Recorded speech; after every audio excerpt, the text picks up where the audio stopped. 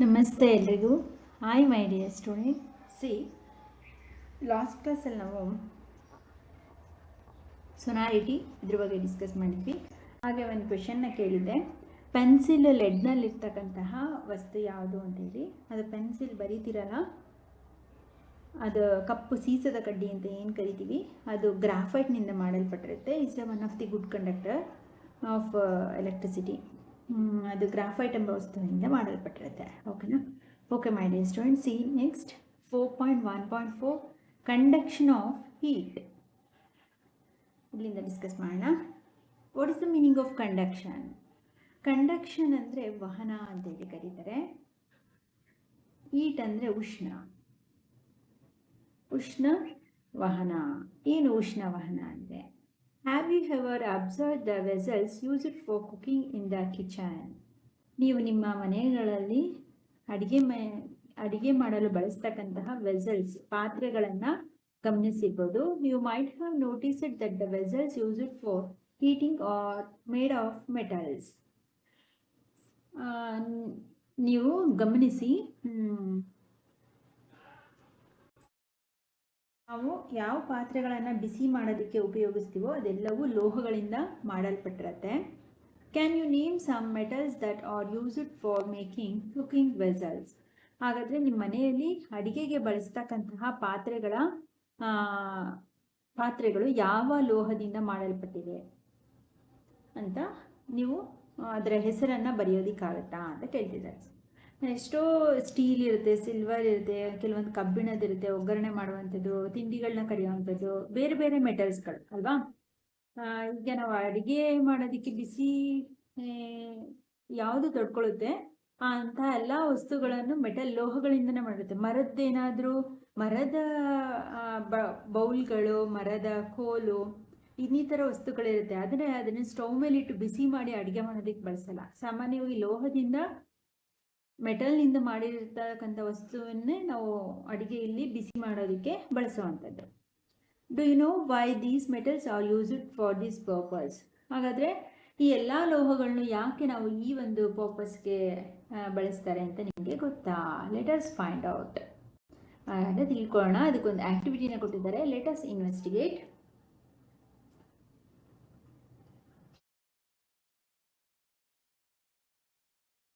ಇಟ್ಕೊಳ್ಳೋಣ. ಒಂದು ಕಾಷನ್ ಸಹ ಕೊಟ್ಟಿದ್ದಾರೆ. ಏನಪ್ಪ ಅಂದರೆ, this activity must be performed under the supervisions of your teacher or an adult. ನೀವು ಈ ಒಂದು ಆ್ಯಕ್ಟಿವಿಟಿನ, ಈ ಒಂದು ಚಟುವಟಿಕೆಯನ್ನು ಮಾಡಬೇಕು ಅಂದರೆ ನೀವೇ ಮಾಡೋದಕ್ಕೆ ಹೋಗಬೇಡಿ. ನಿಮ್ಮ ಮನೆಯಲ್ಲಿ ಯಾರಾದರೂ ಹಿರಿಯರು ಅಥವಾ ಶಿಕ್ಷಕರು, ನಿಮ್ಮ ಟೀಚರ್ಸು, ಅವರ ಸಹಾಯದೊಂದಿಗೆ ಈ ಎಕ್ಸ್ಪೆರಿಮೆಂಟ್ನ ಮಾಡಿ. Be careful while handling hot water. ಹಾಗೆ ಹಾಟ್ ವಾಟರ್, ಬಿಸಿ ನೀರನ್ನು ಉಪಯೋಗಿಸ್ಬೇಕಾದ್ರೆ ಸ್ವಲ್ಪ ಎಚ್ಚರಿಕೆಯಿಂದ ಉಪಯೋಗಿಸಿ ಅಂತ ಕೇಳ್ತಿದ್ದಾರೆ. ಸಿ, ಇಲ್ಲಿ metal hand wooden spoon immersed in hot water. ಒಂದು ಮರದ ಚಮಚ ಮತ್ತು ಒಂದು ಸ್ಟೀಲ್ ಚಮಚವನ್ನು ಬಿಸಿ ನೀರೊಳಗೆ ಇಟ್ಟಿರುವಂತಹ ಒಂದು ಚಿತ್ರ ಇದು. ನೋಡಿ, ಮೆಟಲ್ ಸ್ಟೀಲ್ ಸ್ಪೂನ್,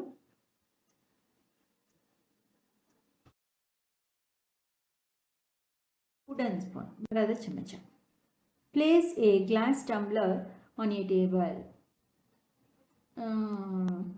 ಒಂದು ಟೇಬಲ್ ಮೇಲೆ ಒಂದು ಗಾಜಿನ ಲೋಟವನ್ನು ಇಡಿ. Fill with hot water. ತುಂಬ ಕುದಿಯೋ ನೀರಲ್ಲ, ಸ್ವಲ್ಪ ಬಿಸಿ ಇರ್ತಕ್ಕಂಥ ನೀರನ್ನು ಆ ಗಾಜಿನ ಲೋಟಕ್ಕೆ ಹಾಕಿ, ಅಥವಾ ಗಾಜಿನ ಲೋಟಕ್ಕಾದರೂ ಹಾಕ್ಬೋದು. ಕೆಲವೊಂದು ಗಾಜಿನ ಲೋಟಗಳಿಗೆ ತುಂಬ ಬಿಸಿ ನೀರು ಇರ್ತಕ್ಕಂಥದ್ದು ಹಾಕಿದ್ರೆ ಒಡೆದೋಗ್ಬಿಡುತ್ತೆ. ಅಥವಾ ಸ್ಟೀಲ್ ಲೋಟನೇ ತೊಗೋಬೋದು ನೀವು. ಸ್ಟೀಲು ಅಥವಾ ಗಾಜಿನ ಲೋಟ ಯಾವುದು ಬಿಸಿಯನ್ನು ತಡ್ಕೊಳುತ್ತೆ ಆ ರೀತಿ ಗಾಜಿನ ಲೋಟ ತೊಗೊಂಡು ಅದಕ್ಕೆ ಬಿಸಿ ನೀರನ್ನು ಹಾಕಿ. Take a metal spoon and a wooden spoon of almost the same size and thickness. ಎರಡು ಸಮಗಾತ್ರದ ಒಂದು ಮರದ ಚಮಚ ಮತ್ತೊಂದು ಸ್ಟೀಲ್ ಚಮಚ, ಇವೆರಡನ್ನು ತೆಗೆದುಕೊಳ್ಳಿ. Immerse both the spoons simultaneously into the hot water and figure 4.3 and leave them undisturbed for a minute. 2 ಸ್ಪೂನ್ನ ತಗೊಂಡು ಈ ಲೋಟದಲ್ಲಿರ್ತಕ್ಕಂಥ ಬಿಸಿ ನೀರೊಳಕ್ಕೆ ಒಂದೇ ಸಮಯದಲ್ಲಿ ಎರಡನ್ನು ಹಾಕಿ, ಹಾಗೆ ಸ್ವಲ್ಪ 4 to 5 minutes, 4 ರಿಂದ 5 ನಿಮಿಷ ಅದನ್ನು ಡಿಸ್ಟರ್ಬ್ ಮಾಡ್ದಂಗೆ, ಅಳ್ಳಾಡಿಸ್ದಾಗೆ ಹಾಗೆ ಬಿಡಿ. Now carefully touch the upper hand of each spoon. ಆಮೇಲೆ ಸ್ವಲ್ಪ ಸಮಯ ಆದಮೇಲೆ ಸ್ವಲ್ಪ ಎಚ್ಚರಿಕೆಯಿಂದ ಈ ಚಮಚದ ಮೇಲ್ಭಾಗವನ್ನು ಎರಡನ್ನೂ ಮುಟ್ಟು ನೋಡಿ. ಚಮಚದ ತುದಿ ಅಥವಾ ಮೇಲ್ಭಾಗವನ್ನು. ಸಮ್ ಡಿಸ್ಕಷನ್ ಪಾಯಿಂಟ್ಸ್ ಏನು ಬರುತ್ತೆ? Which of the spoon get water? ಎರಡು ಚಮಚದಲ್ಲಿ ಯಾವ ಚಮಚ ಬಿಸಿಯಾಗಿರುತ್ತೆ, ವಾಟರ್ ಆಗಿರುತ್ತೆ? What does this experiment tells us about heat transfer along the two spoons? ಈ ಒಂದು ಪ್ರಯೋಗದಿಂದ ನಮಗೆ ಏನು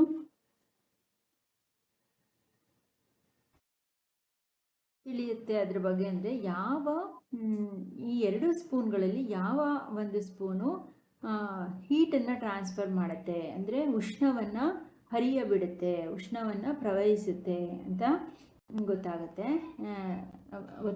ನಿಮಗೆ. You may have noticed that the metal spoon is hotter to touch the wooden spoon. ನಿಮಗೆ ಗೊತ್ತಾಗ್ಬೋದು, ಈ ಮೆಟಲ್ ಸ್ಪೂನು ಈ ವುಡನ್ ಸ್ಪೂನನ್ನು ಮುಟ್ಟೋದಕ್ಕಿಂತ ಬಿಸಿಯಾಗಿರುತ್ತೆ. ಅಂದರೆ ಮರದ ಸ್ಪೂನನ್ನು ಮುಟ್ಟು ನೋಡಿ, ಮೆಟಲ್ ಸ್ಪೂನ್ ಮುಟ್ಟು ನೋಡಿ, ಯಾವುದು ಈ ಮೆಟಲ್ ಸ್ಪೂನು ಲೋಹದ ಚಮಚ ಬಿಸಿಯಾಗಿರುತ್ತೆ ಮರದ ಚಮಚಕ್ಕಿಂತ, ಅಲ್ವಾ? Even though both spoons are immersed in the water of the same temperature and for the same time. ಆದರೆ ಎರಡೂ ಸ್ಪೂನ್ಸ್ಗಳನ್ನು ಒಂದೇ ಸಮಯಕ್ಕೆ ಒಂದೇ ಬಿಸಿ ಇರ್ತಕ್ಕಂಥ ನೀರೊಳಗೆ ಬಿಟ್ಟಿದ್ದು ನೀವು. This shows that heat transfer through the metal spoon making it water. ಇದರಿಂದ ಏನು ಗೊತ್ತಾಗುತ್ತೆ? ನಾವು ಲೋಹಗಳು ಮಾತ್ರ ಉಷ್ಣವನ್ನು ಹರಿಯ ಬಿಡುತ್ತೆ ಅಂತೇಳಿ ನಮಗೆ ಈ ಒಂದು ಚಟುವಟಿಕೆಯಿಂದ ತಿಳಿಯುತ್ತೆ. In contrast the wooden spoon transfer heat poorly. ಹಾಗೆ ಮರದ ಚಮಚವು ಅತಿ ಕಡಿಮೆ ವಹನವನ್ನು ಹೊಂದಿರುತ್ತೆ, ಅಂದರೆ ಉಷ್ಣವನ್ನು ಹರಿಯ ಬಿಡುವಂಥ ಶಕ್ತಿ ಅದಕ್ಕೆ ತುಂಬ ಕಡಿಮೆ ಇರುತ್ತೆ. ಉಷ್ಣವನ್ನು ಅದು ಹರಿಯ ಬಿಡೋದಿಲ್ಲ ಒಂದು ಕಡೆಯಿಂದ ಮತ್ತೊಂದು ಕಡೆಗೆ. ಅಂದರೆ ಇಲ್ಲಿ ನೋಡಿ, ಇಲ್ಲಿ ನಾವು ಬಿಸಿ ನೀರೊಳಗೆ ಸ್ಪೂನ್ ಇಟ್ಟಿರೋದು, ಆದರೆ ಇದರ ಇದರ ತುದಿ ಭಾಗದಲ್ಲಿ ಚಮಚದ ಮೇಲ್ಭಾಗವನ್ನು ಮುಟ್ಟಿದ್ರೆ ಸ್ಟೀಲ್ ಸ್ಪೂನ್ದು ಬಿಸಿಯಾಗಿರುತ್ತೆ. ಆದರೆ ಇದನ್ನೂ ಸಹ ಬಿಸಿ ನೀರೊಳಗೆ ಇಟ್ಟಿರ್ತೀವಿ ಮರದ ಸ್ಪೂನ್ನ, ಇದರ ಮೇಲ್ಭಾಗದಲ್ಲಿ ತುದಿಯನ್ನು ಮುಟ್ಟಿದ್ರೆ ಬಿಸಿಯಾಗಿಲ್ಲ. ಈ ಸ್ಟೀಲ್ ಸ್ಪೂನ್ ಮೆಟಲ್ ಏನು ಮಾಡುತ್ತೆ? ಉಷ್ಣತೆಯನ್ನು ಇಲ್ಲಿಂದ ಒಂದು ಕಡೆಯಿಂದ ಮತ್ತೊಂದು ಕಡೆಗೆ ಹರಿಯ ಬಿಡುತ್ತೆ. ಆದರೆ ಇದು ಪೂರ್ ಕಂಡಕ್ಟರ್. ಮರ ಏನು ಮಾಡುತ್ತೆ? ಫುಡ್ಡು ಯಾವುದೇ ರೀತಿ ಉಷ್ಣವನ್ನು ಹರಿಯ ಬಿಡುವುದಿಲ್ಲ ಅಂತ ಗೊತ್ತಾಗುತ್ತೆ. In such cases the transfer of heat from one point to another of the materials is called conduction. ಏನು ವಹನ ಅಂತ ಅಂದರೆ, ಯಾವ ವಸ್ತು ಒಂದು ಕಡೆಯಿಂದ ಮತ್ತೊಂದು ಕಡೆಗೆ ಉಷ್ಣವನ್ನು ಹರಿಯ ಬಿಡುತ್ತೋ ಅದನ್ನು ನಾವೇನಂತ ಕರಿತೀವಿ? Conduction. Transfer of heat from one point to another of A materials. ಯಾವ ವಸ್ತುಗಳು ಉಷ್ಣವನ್ನು ಒಂದು ಕಡೆಯಿಂದ ಮತ್ತೊಂದು ಕಡೆಗೆ ಹರಿಯ ಬಿಡುತ್ತವೋ ಅವನ್ನ ಕಂಡಕ್ಷನ್ ಅಂತ ಕರಿತೀವಿ. And materials that transfer heat are called conductors. ಯಾವ ವಸ್ತುಗಳು ಉಷ್ಣವನ್ನು ಹರಿಯ ಬಿಡುತ್ತವೆಯೋ ಅವುಗಳನ್ನ ಕಂಡಕ್ಟರ್ಸ್, ವಾಹಕಗಳು ಅಂತೇಳಿ ಕರಿತೀವಿ. ಕಂಡಕ್ಷನ್ ಅಂದರೆ ವಹನ, ಇದು ವಾಹಕಗಳು. Based on the observations one can say that metals are good conductors of heat. ಈ ಒಂದು ವೀಕ್ಷಣೆಯಿಂದ ನಮಗೇನು ಗೊತ್ತಾಯಿತು? ಮೆಟಲ್ಸ್ ಅನ್ನೋದು ಅಂದರೆ ಲೋಹ ಎಂಬುದು ಅತ್ಯುತ್ತಮ ಉಷ್ಣ ವಾಹಕವಾಗಿದೆ, ಗುಡ್ ಕಂಡಕ್ಟರ್ ಆಫ್ ಹೀಟ್ ಅಂತ ತಿಳ್ಕೊಂಡ್ವಿ. Whereas wood is poor conductor of heat. ಹಾಗೆ ಮರ, ವುಡ್, ಇದು ಪೂರ್ ಕಂಡಕ್ಟರ್ ಆಫ್ ಹೀಟ್, ಉಷ್ಣ ಅವಾಹಕ ಅಂತೇಳಿ ತಿಳ್ಕೊಂಡ್ವಿ. ನಾವು we can understand Y mostly metal vessels R used for cooking. ಈಗ ಅರ್ಥ ಆಯಿತು ಅನಿಸುತ್ತೆ ನಿಮಗೆ, ಯಾಕೆ ಅಡಿಗೆ ಮಾಡೋದಕ್ಕೆ ಲೋಹದ ಪಾತ್ರೆಗಳನ್ನೇ ಬಳಸ್ತಾರೆ ಅಂತೇಳಿ ಅರ್ಥ ಆಯಿತು. ಯಾಕಂದರೆ ಒಂದು ಕಡೆಯಿಂದ ಮತ್ತೊಂದು ಕಡೆಗೆ ಉಷ್ಣವನ್ನು ಹರಿಯಬಿಡುತ್ತೆ. ಈಗ ಫಾರ್ ಎಕ್ಸಾಂಪಲ್ ಒಂದು ಬೀಕರ್ ಇರುತ್ತೆ, ಇಲ್ಲಿ ನಾವು ಕೆಳಗಡೆ ಮಾತ್ರ ಹೀಟನ್ನು ಕೊಡೋದು ಗ್ಯಾಸ್ ಸ್ಟವಲ್ಲಿ. ಆದರೆ ನೀವು ಅದರ ಮೇಲ್ಭಾಗವನ್ನು ಟಚ್ ಮಾಡಿ, ಇಲ್ಲೂ ಬಿಸಿ ಇರುತ್ತೆ. ಇದ್ರ ಮೇಲೆ ಒಂದು ಪ್ಲೇಟ್ ಮುಚ್ಚಿದರೆ ಇದು ಬಿಸಿಯಾಗುತ್ತೆ. ಇದರೊಳಗೊಂದು ಸ್ಪೂನ್ ಇಟ್ಟಿದ್ರೆ ಆ ಸ್ಪೂನು ಸಹ ಬಿಸಿಯಾಗಿರುತ್ತೆ ಅಲ್ವಾ. ಅಂದರೆ ಲೋಹದ ಪಾತ್ರೆಗಳು ಉಷ್ಣವನ್ನು ಒಂದು ಕಡೆಯಿಂದ ಮತ್ತೊಂದು ಹರಿಯಬಿಡುತ್ತೆ. ಇದರಿಂದನೇ ಅಲ್ವಾ ಅದರೊಳಗಿರ್ತಕ್ಕಂಥ ವಸ್ತುಗಳು ಬೇಯುವಂಥದ್ದು. ಹೀಟ್ ಟ್ರಾನ್ಸ್ಫರ್ ಮಾಡೋ ಗುಣ ಇರೋದ್ರಿಂದನೇ ಲೋಹಕ್ಕೆ ಪಾತ್ರೆ ಬಿಸಿಯಾಗಿ ಅದರೊಳಗಿರ್ತಕ್ಕಂಥ ವಸ್ತುಗಳು ಬೇಯುವಂಥದ್ದು. ಆಯ್ತಾ? ಹಾಗೆ and their handles are made with wood or other materials that do not conduct heat. ಹಾಗೆ ಬೇರೆ ಇತರ ಮರ ಅಥವಾ ಇನ್ನಿತರ ವಸ್ತುಗಳು ಯಾವುದೇ ರೀತಿ ಉಷ್ಣದ ವಹನವನ್ನು ಹೊಂದುವುದಿಲ್ಲ, ಉಷ್ಣ ಅವಾಹಕವಾಗಿರುತ್ತವೆ. You will learn more about this in the chapter ಈ ಟ್ರಾನ್ಸ್ಫರ್ ಆಫ್ ನೇಚರ್. ಇದರ ಹೆಚ್ಚಿನ ವಿಷಯವನ್ನು ನೀವು ನೆಕ್ಸ್ಟ್ ಚಾಪ್ಟರ್ ಈ ಟ್ರಾನ್ಸ್ಫರ್ ಇನ್ ನೇಚರ್ ಆ ಲೆಸನಲ್ಲಿ ನೀವು ತಿಳಿದುಕೊಳ್ಳೋರಂತೆ. ಸಿ ನೆಕ್ಸ್ಟ್ 4.1.5 ನೋಡಿ, conduction of electricity. Have you ever seen the electricians using a screwdriver? What type of materials is used for making handle? ನೀವು ಅಬ್ಸರ್ವ್ ಮಾಡಿರ್ಬೋದು, ಎಲೆಕ್ಟ್ರಿಷಿಯನ್ಸ್ ಈ ಎಲೆಕ್ಟ್ರಿಕ್ ಕೆಲಸವನ್ನು, ರಿಪೇರಿ ಕೆಲಸವನ್ನು, ಲೈಟ್ ಇದೆಲ್ಲ ಮಾಡೋಕ್ಕೆ ಬರ್ತಾರಲ್ಲ, ಅವರು ಸ್ಕ್ರೂ ಡ್ರೈವರ್ನ ಬಳಸ್ತಾರೆ. ಯಾಕೆ? What type of materials use to making handle? ಯಾವ ರೀತಿಯ ವಸ್ತುವನ್ನು ಯೂಸ್ ಮಾಡಿಕೊಂಡು ಅವರು ಹ್ಯಾಂಡಲ್ ಮಾಡ್ತಾರೆ ಎಲೆಕ್ಟ್ರಿಷಿಯನ್ಸ್ಗಳು. You may have also noticed the electricians wearing rubber gloves and shoes while working. ನೀವು ಗಮನಿಸಿರ್ಬೋದು, ಎಲೆಕ್ಟ್ರಿಷಿಯನ್ಸ್ಗಳು, ವಿದ್ಯುತ್ತನ್ನು ರಿಪೇರಿ ಮಾಡ್ತಕ್ಕಂತಹ ವ್ಯಕ್ತಿಗಳು, ಅವರು ಕೈಗೆ ರಬ್ಬರ್ನ ಗ್ಲೌಸು, ಕಾಲ್ಗೆ ರಬ್ಬರ್ ಶೂನ ಹಾಕಿರ್ತಾರೆ ಅವರು ಕೆಲಸ ಮಾಡಬೇಕಾದ್ರೆ. What can be the reasons for this? ಹಾಗಾದರೆ ಏನು ಕಾರಣ ಇರ್ಬೋದು, ಅವ್ರು ಯಾಕೆ ರಬ್ಬರ್ ಗ್ಲೌಸು ಶೂಸ್ನ ಹಾಕಿರ್ತಾರೆ? ಅದಕ್ಕೊಂದು ಆಕ್ಟಿವಿಟಿನ ಕೊಟ್ಟಿದ್ದಾರೆ. Let us design and create ಅಂತೇಳಿ. Design an electric circuit like a tester circuit in the chapter electricity. Circuit and the tester components. Repeat the same activity using the materials listed below and record your observation in table 4.2. ನೀವು observe ಮಾಡಿರ್ಬೋದು, ಒಂದು tester, ಒಂದು switch, ಒಂದು safety pin, ಅದಕ್ಕೆ tester ಅದ್ರ ಸರ್ಕ್ಯೂಟನ್ನು ready ಮಾಡಿತ್ತು. ಅದೇ ರೀತಿ ಇಲ್ಲಿ ಒಂದು ಸರ್ಕ್ಯೂಟನ್ನು ರೆಡಿ ಮಾಡಿ ಅಂತ ಹೇಳ್ತಿದ್ದಾರೆ. ಆ ಸೇಮ್ ಆ್ಯಕ್ಟಿವಿಟಿನ, ಟೆಸ್ಟರ್ ಸರ್ಕ್ಯೂಟ್ ಇತ್ತಲ್ಲ, ಆ ಒಂದು ಆ್ಯಕ್ಟಿವಿಟಿನ ಇಲ್ಲಿ ರಿಪೀಟ್ ಮಾಡಿ ಅಂತ ಕೇಳ್ತಿದ್ದಾರೆ. ಮಾಡಿ ಅದರ ಅಬ್ಸರ್ವೇಷನ್ ಬರೀರಿ. You may collect few objects such as a piece of aluminium foil and iron nail, lump of sulphur, copper wire, a piece of coal, piece of dry wood and a stone, and eraser made of rubber and a piece of nylon rope. ಇಷ್ಟು ವಸ್ತುಗಳನ್ನು ತೆಗೆದುಕೊಳ್ಳಿ. ಈಗ ಸ್ವಿಚ್ಚನ್ನು ready ಮಾಡ್ಕೊಳ್ಳಿ, tester ಸರ್ಕ್ಯೂಟ್ನ. ಇಲ್ಲಿ ಕೆಳಗಡೆ ಇಷ್ಟು ವಸ್ತುಗಳನ್ನ ನೀವು ಸಂಗ್ರಹಿಸ್ಕೊಂಡು ಆ ಒಂದು ಎಕ್ಸ್ಪೆರಿಮೆಂಟ್ನ, ಈ ಎಲ್ಲ ವಸ್ತುಗಳನ್ನ, ಪೀಸ್ ಆಫ್ ಅಲ್ಯೂಮಿನಿಯಮ್ ಇದೆಲ್ಲ ತಗೊಂಡು ಒಂದೊಂದನ್ನೇ ಟೆಸ್ಟ್ ಮಾಡ್ತಾ ಬನ್ನಿ. Predict which of these could make the bulb off the tester glow and which could not.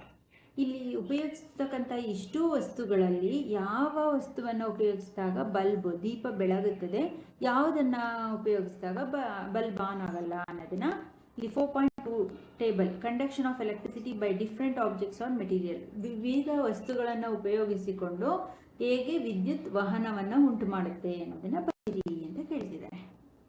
ಇಲ್ಲಿ ನೋಡಿ, ಕಂಡಕ್ಷನ್ ಆಫ್ ಎಲೆಕ್ಟ್ರಿಸಿಟಿ, ಅಲ್ಲಿಗೆ ಕಂಡಕ್ಷನ್ ಆಫ್ ಹೀಟ್ ಅಂತ ಓದಿದ್ರಿ. ಇಲ್ಲಾಗಿ ಕಂಡಕ್ಷನ್ ಅಂದರೆ ವಾಹನ, ಎಲೆಕ್ಟ್ರಿಸಿಟಿ ಅಂದರೆ ವಿದ್ಯುತ್, ಅಂದರೆ ಅಲ್ಲಿ ಉಷ್ಣ ವಾಹನ, ಇದು ವಿದ್ಯುತ್ ವಾಹನ, ಇದು ಎಲೆಕ್ಟ್ರಿಸಿಟಿದು. ಹೇಗೆ ಇಲ್ಲಿ ಪಾತ್ರೆಗಳಲ್ಲಿ ಬಿಸಿ ಹೇಗೆ ಟ್ರಾನ್ಸ್ಫರ್ ಆಯಿತೋ, ಅರಿಯ ಬಿಡುತ್ತೋ, ಇಲ್ಲಿ ಹೇಗೆ ವಿದ್ಯುತ್ತನ್ನು ಹೇಗೆ ಅರಿಯ ಬಿಡುತ್ತೆ ಅನ್ನೋದಿಗೆ ಎಕ್ಸ್ಪೆರಿಮೆಂಟ್. ಅಂದರೆ ಇದು ವಿದ್ಯುತ್ ವಾಹನ ಅಂತೇಳಿ ಕರೀತಾರೆ. ವಿದ್ಯುತ್ ಶಕ್ತಿ ವಾಹನ, ಉಷ್ಣ ವಾಹನ, ವಿದ್ಯುತ್ ವಾಹನ. ಆಯ್ತಾ? ಈ ಟೇಬಲ್ನ ಫಿಲ್ ಮಾಡ್ತಾ ಹೋಗೋಣ. ಸಿ ಫಸ್ಟ್ ಒನ್ ನೋಡಿ, ಪೀಸ್ ಆಫ್ ಅಲ್ಯೂಮಿನಿಯಂ ಫಾಲ್. ಇಲ್ಲಿ ಕೊಟ್ಟಿದ್ದಾರೆ, ಇಲ್ಲೆಲ್ಲವನ್ನು ಮಾಡಬೇಕು. ನಾನು ಆದಷ್ಟು ಬರೆಸ್ತೀನಿ. ಇನ್ನೂ ಯಾವ್ದಾದ್ರು ವಸ್ತುಗಳಿದ್ರೆ ನೀವು ಅದನ್ನು ನೋಟ್ ಮಾಡಿ. First piece of aluminium foil ಅಂತ ಕೊಟ್ಟಿದ್ದಾರೆ. ಪೀಸ್ ಆಫ್ ಅಲ್ಯೂಮಿನಿಯಂ ಫಾಯಿಲ್ನ ಕೊಟ್ಟರೆ ಏನೋ ಬಲ್ಬ್ ಗ್ಲೋ ಆಗುತ್ತಾ ಇಲ್ವಾ ಅಂತ ಬರೀತಾ ಹೋಗೋಣ. ಎಸ್, ಅಬ್ಸರ್ವೇಷನ್, ಬಲ್ಬ್ ಗ್ಲೋ ಆಗುತ್ತೆ ಬಲ್ಬು. ಹಾಗೆ ಗುಡ್ ಕಂಡಕ್ಟರ, ಬಲ್ಬ್ ಗ್ಲೋ ಆಯಿತು ಅಂದರೆ ಆ piece of aluminium good conductor of ಎಲೆಕ್ಟ್ರಿಸಿಟಿನ ಪೂರ್ ಕಂಡಕ್ಟರ ಅಂತ ಇದೆ. ಗುಡ್ ಕಂಡಕ್ಟರ್ ಏನದು? ಅಲ್ಲಿಗೆ ಗುಡ್ ಕಂಡಕ್ಟರ್ ಆಯಿತು ಅಂತಂದರೆ ಏನು, ಎಂತಹ ವಸ್ತು ಅದು? ಇಸ್ ಎ ಮೆಟಲ್, ಒಂದು ಲೋಹ.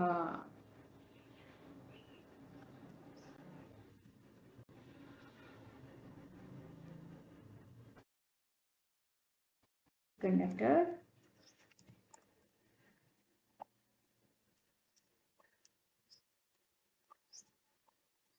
ಅಲ್ಲಿಗೆ ಇದೊಂದು ಲೋಹ.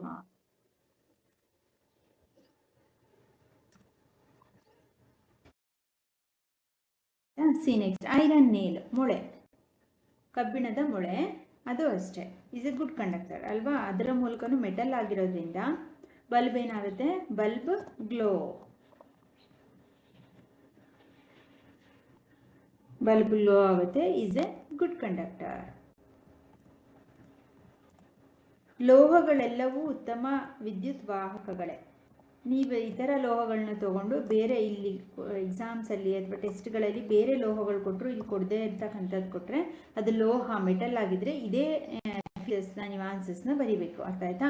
ಕಾಪರು, ಅಲ್ಯೂಮಿನಿಯಂ ಇದು ಕೊಟ್ಟಿರ್ತಾರೆ, ಅಥವಾ ಗೋಲ್ಡ್ ಕೊಟ್ಟರು, ಸಿಲ್ವರ್ ಕೊಟ್ಟರು, ಈ ಥರ ಬೇರೆ ಲೋಹಗಳನ್ನ ಕೊಟ್ಟರು ಅಂದ್ಕೊಳ್ಳಿ. ಆಗ ಕೊಟ್ಟಾಗಲೂ ಅಷ್ಟೇ ನೀವು ಈ ಥರ ಲೋಹಗಳನ್ನ ಕೊಟ್ಟಾಗ ಇದೇ ಫೀಚರ್ಸ್ನ ಬರೀರಿ. ಲಂಪ್ ಆಫ್ ಸಲ್ಫರ್, ಸಲ್ಫರ್ ಅಂದರೆ ಏನು ಹೇಳಿ, ಗಂಧಕ. ಗಂಧಕವನ್ನು ಹಾಕಿದಾಗ ಏನಾಗುತ್ತೆ, ಅದು ಬಲ್ಬ್ ಗ್ಲೋ ಆಗಲ್ಲ, bulb does not glow.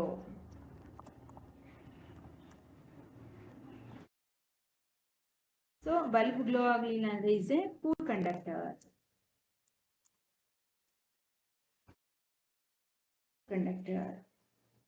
So ಅಲ್ಲಿಗೆ ಏನಿದು ನಾನ್ ಮೆಟಲ್, ಒಂದು ಅಲೋಹ, ಗಂಧಕ ಅನ್ನೋದು ಒಂದು ಅಲೋಹ. ಹಾಗೆ ಫೋರ್ತ್ ಒನ್ ನಾವೇ ತಗೊಳ್ಳೋಣ. ಅಲ್ಲಿ ಎಷ್ಟೊಂದು ಕೊಟ್ಟಿದ್ದಾರೆ ಇಲ್ಲಿ ವಸ್ತುಗಳನ್ನಲ್ವಾ. ಈಗ 3ಕ್ಕೆ ಮಾತ್ರ ಆನ್ಸರ್ ಮಾಡಿದ್ವಿ. ಲಂಪ್ ಆಫ್ ಸಲ್ಫರ್ ಇತ್ತು, ಕಾಪರ್ ವೈರ್ ಇದೆ, ಪೀಸ್ ಆಫ್ ಕೋಲ್ ಇರ್ತಕ್ಕಂಥ ಎಲ್ಲ ವಸ್ತುಗಳನ್ನ ಟೆಸ್ಟ್ ಮಾಡ್ತಾ ಹೋಗೋಣ. Fourth one copper wire.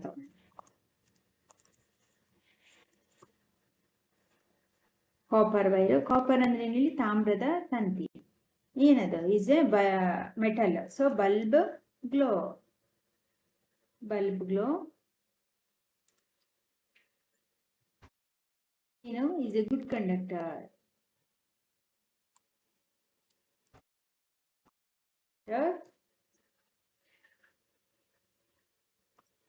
ಅಲ್ಲಿ ಗುಡ್ ಕಂಡಕ್ಟರ್ ಅಂದ್ರೆ is a one of the metal, is a ಲೋಹ.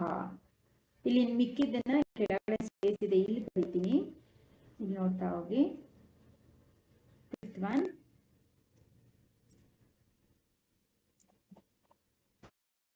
ಯಾವ್ದನ್ನ ತಗೊಳ್ಳೋಣ. ಕೋಲ್ ಕಾರ್ಬನ್, ಕಲ್ಲಿದ್ದಲಿನ piece of carbon, piece of coal ಅಥವಾ ಕೋಲ್ ಕಾರ್ಬನ್.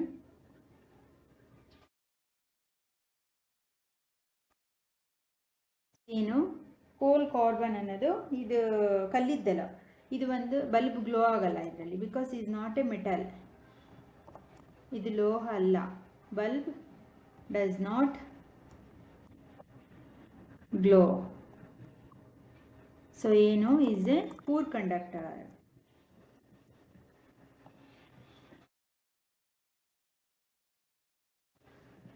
ಅಲ್ಲಿಗೆ ಪೂರ್ ಕಂಡಕ್ಟರ್ ಅಂದರೆ ಏನು, is a one of the non metal, ಅಲೋಹ.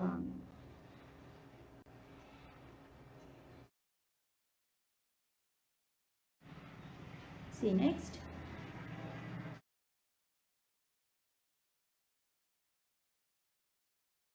Sixth. Next ಒಂದು ತಗೊಳ್ಳೋಣ. ವುಡ್, ಮರದ ತುಂಡು, piece of wood.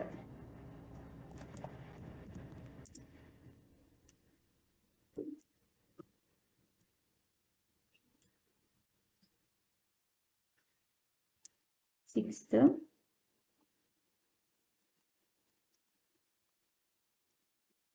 Piece of wood.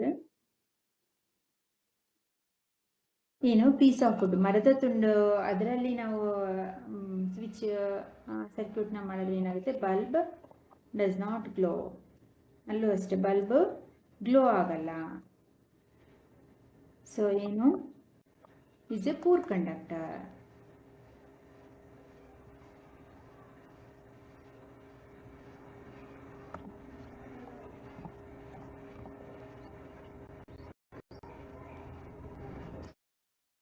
Conductor.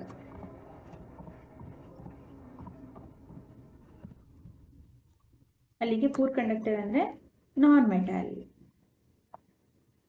ಅಲೋಹ. ಆಯ್ತಾ. ಸಿ ನೆಕ್ಸ್ಟ್ ಸಿಕ್ಸ್ತ್ ಆಯಿತು. ಸೆವೆಂತ್ ಒನ್ ಯಾವುದು, ಸ್ಟೋನ್, ಕಲ್ಲು. ಕಲ್ಲನ್ನು ಕನೆಕ್ಟ್ ಮಾಡಿ ನೋಡು ಏನಾಗುತ್ತೆ. ಬಲ್ಬ್ ಗ್ಲೋ ಆಗುತ್ತಾ ಆಗಲ್ವಾ? ಕಲೆಕ್ಟ್ ಮಾಡಿದ್ರೆ ಬಲ್ಬ್ ಡಸ್ ನಾಟ್ ಗ್ಲೋ. ಕಲ್ಲಿಂದನೂ ಅಷ್ಟೇ ಬಲ್ಬ್ ಏನಾಗಲ್ಲ, ಗ್ಲೋ ಆಗಲ್ಲ. ಬಲ್ಬ್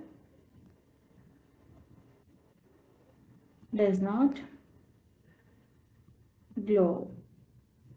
ಸೊ ಬಲ್ಬ್ ಗ್ಲೋ ಆಗಲಿಲ್ಲ ಅಂದರೆ ಈಸ್ ಎ ಪೂರ್ ಕಂಡಕ್ಟರ್.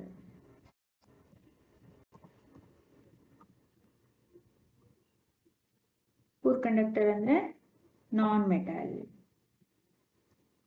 ಅಲೋಹ. ಆಯಿತಾ? ಸಿ ನೆಕ್ಸ್ಟ್ 8th ಒನ್ ನೋಡೋಣ.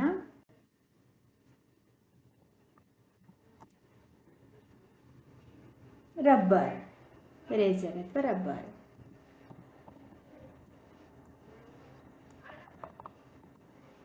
ಇದೇನು? ಇದು ಅಷ್ಟೇ, bulb does not glow. So bulb glow ಆಗಲಿಲ್ಲ ಅಂದರೆ is a poor conductor.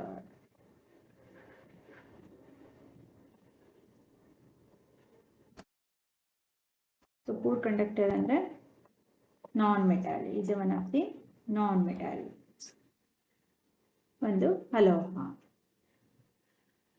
Next 9th one ನೋಡೋಣ. Nylon rope. ನೈಲಾನ್ ಬಟ್ಟೆ ಇರುತ್ತಲ್ಲ ಅದರ ರಾಳ, nylon.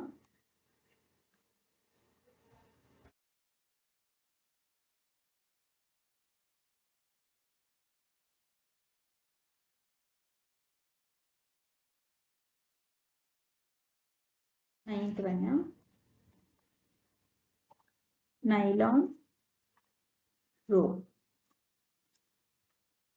Nylon rope is also a non-metal. So bulb glow ಆಗಲ್ಲ ಇಲ್ಲೂ ಸಹ. Bulb does not glow. So bulb glow ಆಗಲಿಲ್ಲ ಅಂದರೆ ಈಸ್ ಎ ಪೂರ್. ನೀವು ಬೇರೆ ಮೆಟಲ್ಸ್ನ ಎಕ್ಸಾಂಪಲ್ಸ್ ತೊಗೊಂಡು ಅದ್ರ ಬಗ್ಗೆ ನೀವು 2-3 ಎಕ್ಸ್ಟ್ರಾ ಹಾಕ್ಕೊಳ್ಬೋದು ಈ ಲಿಸ್ಟಲ್ಲಿ. ಬಟ್ ಇದರಲ್ಲಿ ಕೊಟ್ಟಿರೋದಕ್ಕೆ ಆನ್ಸರ್ ಮಾಡ್ತೀವಿ.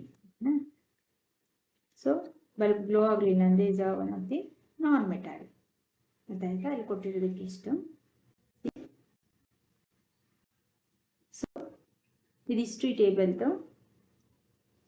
ಓಕೆ, ಇದಿಷ್ಟಲ್ಲಿ ನೆಕ್ಸ್ಟ್ ಕ್ಲಾಸ್ ನಾವು ಇಲ್ಲಿಂದ ಕಂಟಿನ್ಯೂ ಮಾಡೋಣ. ಏನು ವಾಟ್ ಇಸ್ ಪೂರ್ ಕಂಡಕ್ಟರ್ ಅಂದೇನು, ಗುಡ್ ಕಂಡಕ್ಟರ್ ಅಂದೇನು ಅಂತ. ಆದಷ್ಟು ಈ ವಿಡಿಯೋನ ಶೇರ್ ಮಾಡಿ, 2-3 ಟೈಮ್ ಆಡಿಯೋನ ಕೇಳಿ. ನಾನು ಕೊಡ್ತಕ್ಕಂಥ ಹೋಮ್ವರ್ಕ್ ಕ್ವಶನ್ಸ್ಗೆ ನೀವೇ ಆನ್ಸರ್ ಮಾಡೋಕ್ಕೆ ಟ್ರೈ ಮಾಡಿ. ಸಿ ವಿತ್ ಹೋಮ್ವರ್ಕ್ ಕ್ವಶನ್ಸ್ ತಗೊಳ್ಳಿ. Y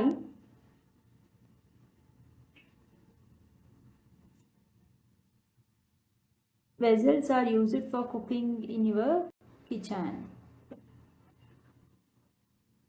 Why the metals are made from metals? Why the vessels are used for eating?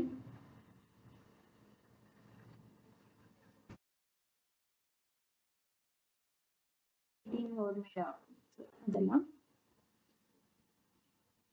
ಇದು can you name some metals that are used for making cooking vessels? ನಿಮ್ಮ ಅಡುಗೆ ಮಾಡಲು ಬಳಸ್ತಕ್ಕಂತಹ ಪಾತ್ರೆದ ಲೋಹಗಳು ಯಾವ ಲೋಹಗಳಿಂದ ಮಾಡಲ್ಪಟ್ಟಿದೆ ಅದು list ಮಾಡಿ.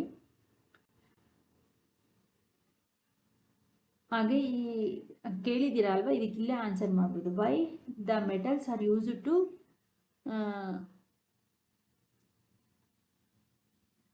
Cooking purpose. ಅದು ಕೆಳಗಡೆ ಆನ್ಸರ್ ಸಿಗುತ್ತೆ, ಅಲ್ಲಿ ಹುಡುಕಿ.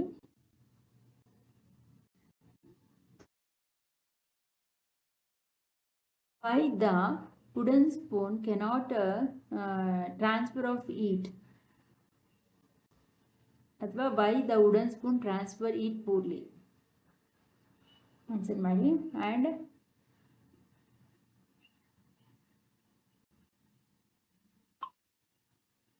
what is conduction? Define conductors.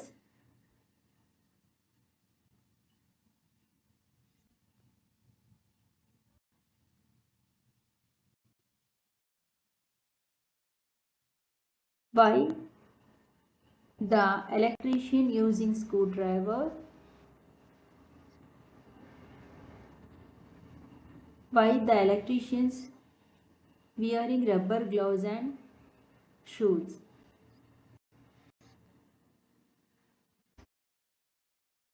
And list the conduction of electricity by different objects or materials. ಇದನ್ನು ಸೇರಿಸಿ list 10 conduction of electricity by different objects ಅದು 10 ಮಾಡಿ ಇಲ್ಲಿ ಎಷ್ಟಾಗಿದೆ ನೋಡಿ 9 ಆಗಿದೆ. ಇನ್ನೊಂದು ಎಕ್ಸ್ಟ್ರಾ ನೀವು ಸೇರಿಸಿ ಬರೀರಿ. ಆಯ್ತಾ? Okay my dear student, thank you.